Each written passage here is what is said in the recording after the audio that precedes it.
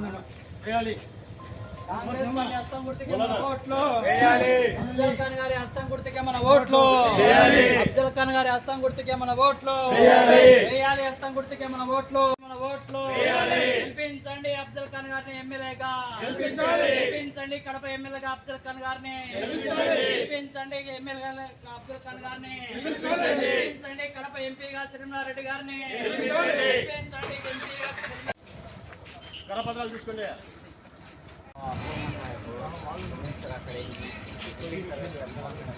Secular party और Congress party को जरूरी डालना एमपी के एमएलए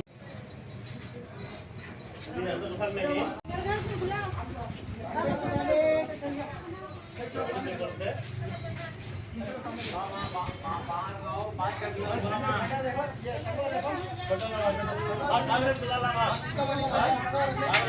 एमपी को डालना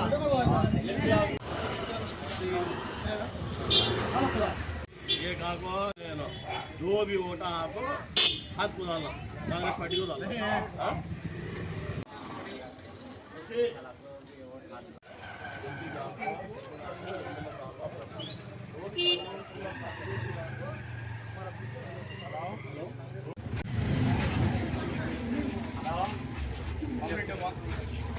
जीता को है उनसे क्या कुछ फायदा हुआ क्या कितना नुकसान दरगाह की जमीन चले गए बकबोट की जमीन चले गए कब्रिस्तान तक भी छोड़ते नहीं और गरीबों के घर भी छोड़ते नहीं उसके वास्ते लोकल एमएलए को टारगेट करके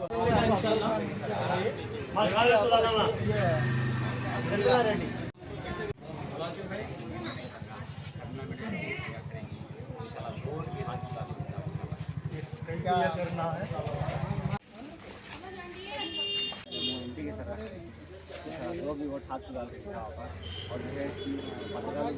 से अपने आप को बचाने के वास्ते अपने औलाद को बचाने के वास्ते कांग्रेस पार्टी को वोट डालना है। देखो ऊपर शर्मिला रेड्डी जो राजशेखर रेड्डी की बेटी है उन्होंने और अफजल खान साहब लोकल यहाँ पर एमएलए हैं उन दोनों को इंशाल्लाह वोट डालना है।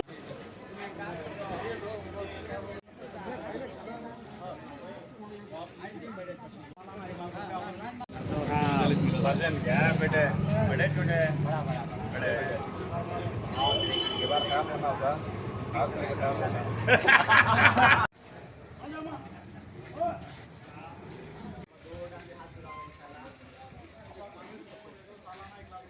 गाड़ी है ऑटो है अरे तोंदरगा రండి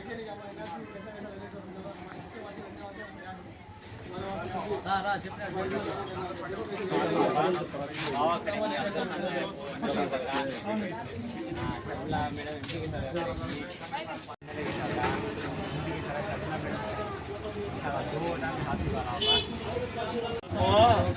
एक गरीब औरत को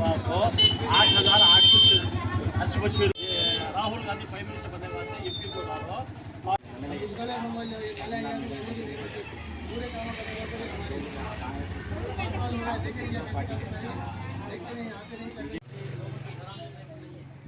और इसके अलावा वो भी चीज़ सेफ नहीं है यहाँ पर वो तमाम चीज़ों को रखने के लिए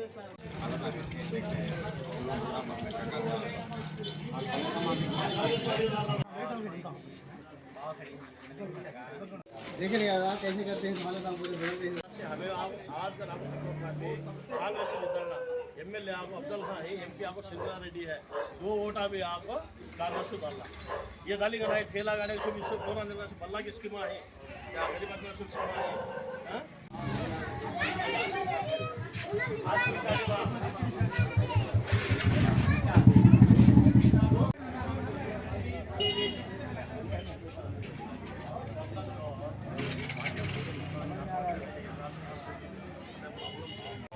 हाथ में डालो कांग्रेस में डालो कांग्रेस सब मैं कर लेता हूँ सब ठीक है खा लो एकदम बीजेपी एक्शन तो बहुत बढ़ गई बैठो इंशाल्लाह दो से हाथ अच्छा मालूम लगा भी नहीं क्या तो कांग्रेस को है हाथ की निशानी वो भी हाथ एमएलए आगा और अब्दुल खान कांग्रेस को चुनाव बदला है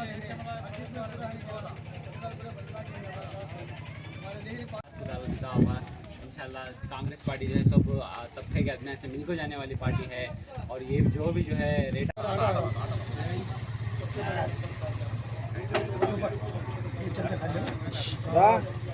खाली मुंह से बोलना, हाथान देने एक्शन। राउंड चला रहा है, ये बड़ा राउंड और एक राउंड और आएगा, एक राउंड और आएगा। हाँ बस लो चिल्ला नहीं, सलाउद्दीन का चिल्ला। हाथा पकड़ो तुम्हें सभी।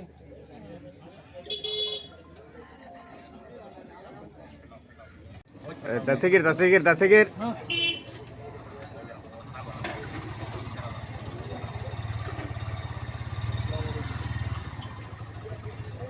जय अफजल खान, जय अफजल खान, जय रशीद खान, जय कांग्रेस, जय शर्मिला। నా పేరు షేక్ మొహమ్మద్ జాకిర్ హుస్సేన్ అండి. ఇప్పుడు మేము కాంగ్రెస్ పార్టీ తరఫున 27వ డివిజన్ గౌస్ నగర్లో కాంగ్రెస్ పార్టీ తరఫున ప్రచారం నిర్వహించడం జరుగుతున్నది.